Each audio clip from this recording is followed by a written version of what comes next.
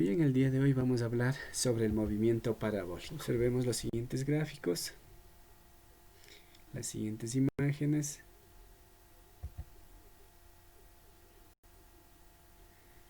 Como podemos ver, son deportes y aquí tenemos el lanzamiento de una bala desde un cañón. Sí, pues esos son ejemplos prácticos de lo que estudia el movimiento parabólico. Vamos a ver entonces en qué consiste. Observemos los siguientes gráficos. Mire, vamos a ver qué tienen en común dichos gráficos. Si observamos, dice qué trayectoria describen los gráficos anteriores. Mire, aquí tenemos esta trayectoria que sigue el cañón.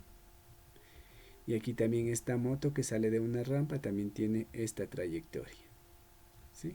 En forma de una curva en los dos casos. En este caso, en estos dos gráficos, entonces la curva que representa pues se conoce con el nombre de parábola. De ahí el nombre de movimiento parabólico, ¿sí?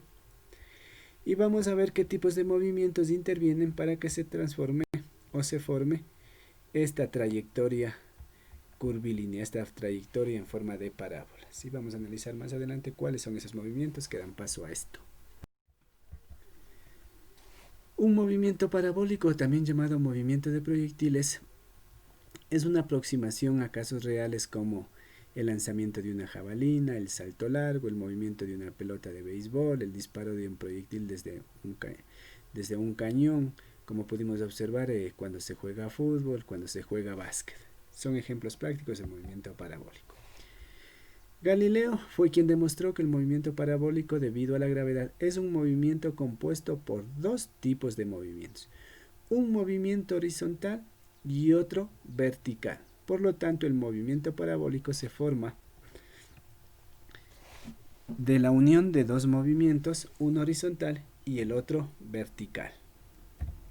En el movimiento horizontal, que interactúa con el eje de las X, se va a desarrollar siempre un movimiento rectilíneo uniforme, mientras que en el movimiento vertical, en el eje de las Y, se va a estar hablando de un movimiento de caída libre o lanzamiento vertical, con aceleración igual a 9,81 o si nos dice que aproximemos a 10 metros por segundo al cuadrado, ¿sí?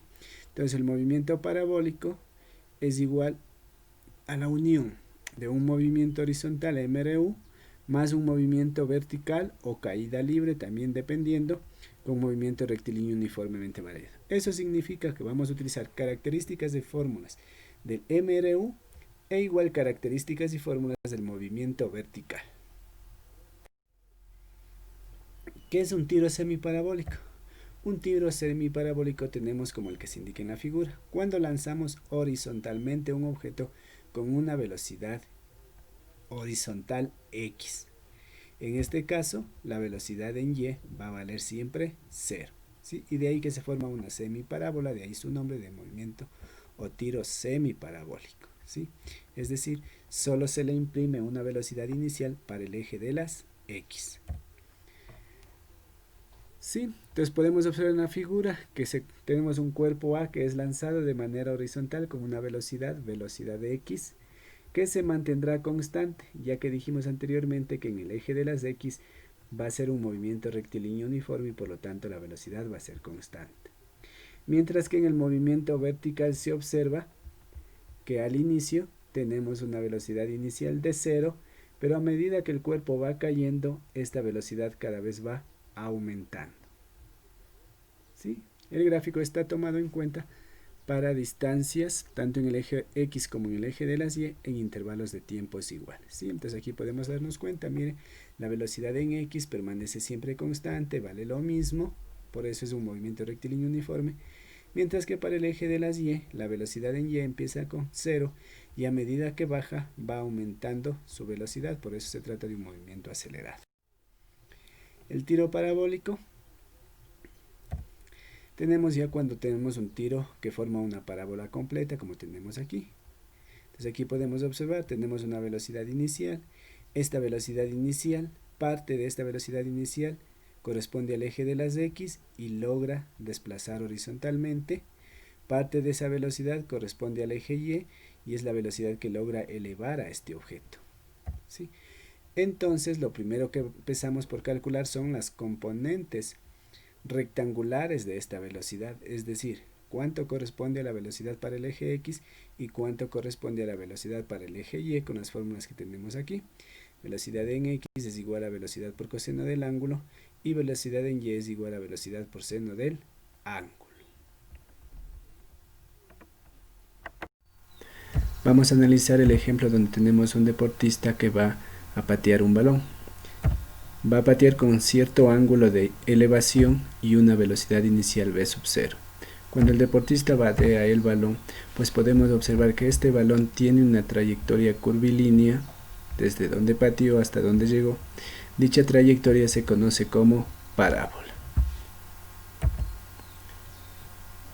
Este tipo de movimiento se forma por la composición de un movimiento horizontal en el eje de las X y de un movimiento vertical en el eje de las Y. Pues de esta manera un movimiento parabólico resulta de la combinación de un movimiento en el eje X, que se trata de un movimiento horizontal, y el balón logra elevarse hacia arriba en el eje de las Y, que se realiza un movimiento vertical. Cuando el balón se desplaza desde el jugador hasta el punto de inicio, recorre una cierta distancia horizontal, llamada alcance, y que lo vamos a representar con dx. También el balón en ese movimiento logra elevarse hasta su punto máximo, y a esa distancia lo vamos a llamar altura y lo vamos a representar con la letra h.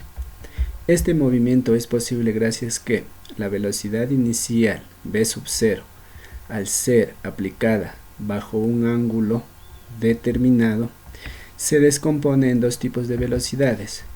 Una velocidad sub 0x, que logra que el balón se desplace durante todo el eje de las X, y también una velocidad v sub 0y, que logra que el balón se eleve en dirección del eje de las Y. ¿Cómo calculamos el valor de estas velocidades? Pues vamos a tener presente que si quiero calcular la velocidad del eje X, aplicamos la fórmula. Velocidad en X es igual a velocidad por coseno del ángulo.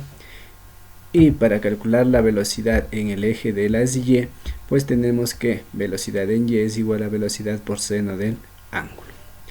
La velocidad total en cualquier parte de este movimiento la calculamos mediante la fórmula v cuadrado es igual a velocidad en x al cuadrado más velocidad en y al cuadrado, tomando en cuenta que en cualquier punto donde se encuentre el balón, la velocidad total se forma por la descomposición de un valor en el eje de las x y de un valor en el eje de las y.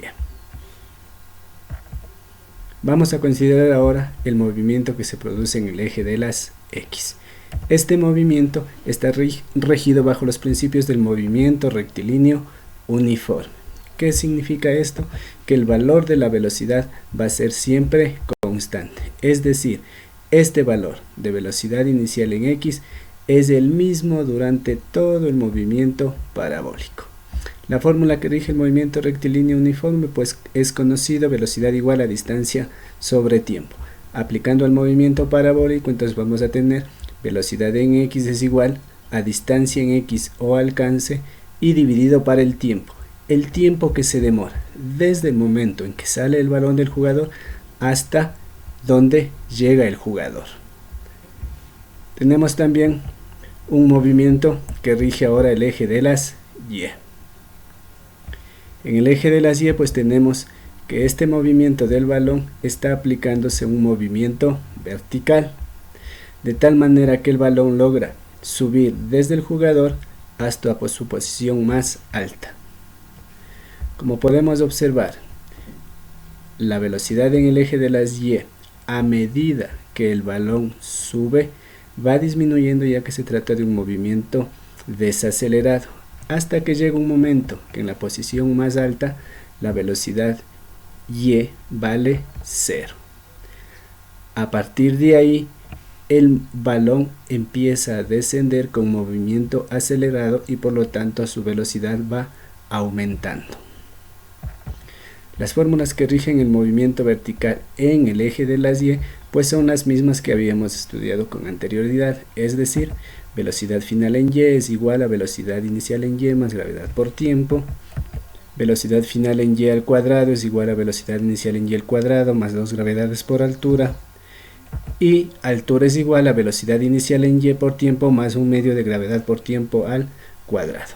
Debo tener en cuenta aquí que en el eje de las y, las fórmulas del movimiento vertical, pues necesariamente deberemos utilizar los valores de la velocidad en y tomar en cuenta que cuando el balón sube, su movimiento es desacelerado y la gravedad es negativa.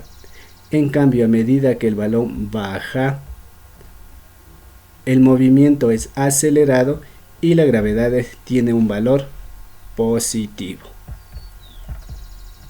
Entonces ahí tenemos el movimiento vertical con sus respectivas fórmulas. Recordemos también, como habíamos mencionado, en el eje de las x se rige el movimiento rectilíneo uniforme con su fórmula de velocidad distancia sobre tiempo. Debo tener presente que en el eje de las x la velocidad en x es la misma en cualquier parte, es decir, durante todo el movimiento siempre el valor de la velocidad en x será el mismo.